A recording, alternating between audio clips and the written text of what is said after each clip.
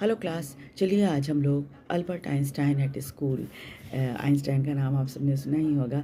ये Einstein at school, ये इसके में क्या क्या जानकारी उनके संबंध में हमें मिलती है इसके बारे में जानते हैं। इसको लिखने वाले पैट्रिक प्रिंगल हैं।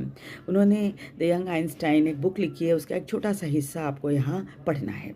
अल्बर्ट आइंस्टाइन को तथ्यों और को रटने के बजाय अपने विचारों को और गणितीय समझ में अधिक रुचि थी। अपने विचारों में जो उनके गणित बहुत अच्छा था, बहुत पसंद था उनको, और इसलिए उनको इन सब चीज़ों में ज़्यादा रुचि थी। वे अक्सर अपनी टीचर्स से ऐसे सवाल किया करते थे जिनका जवाब टीचर्स के पास नहीं होता था और जिससे वो टीचर्स इरिटेटेड हो जाते थे और आइंस्टाइन को एक विद्रोही छात्र मानते थे।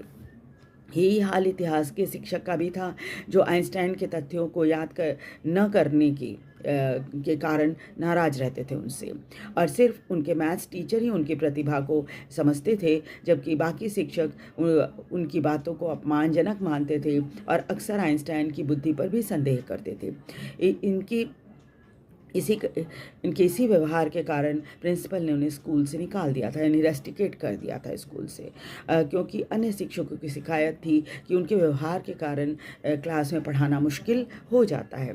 हालांकि आइंस्टाइन अपने मित्र यूरी की मदद से एक डॉक्टर का मेडिकल सर्टिफिकेट लेना चाह रहे थे, जो अपने प्रेस्क्रिप्शन में उन्हें 6 महीने के आराम की सलाह दे देता और इसी बहाने उन्हें स्कूल नहीं जाना पड़ता, क्योंकि स्कूल उनको बिल्कुल ही पसंद नहीं था। स्कूल में जो तौर तरीके होते हैं पढ़ाने के, वो उसको बिल्कुल लाइक नहीं करते थे।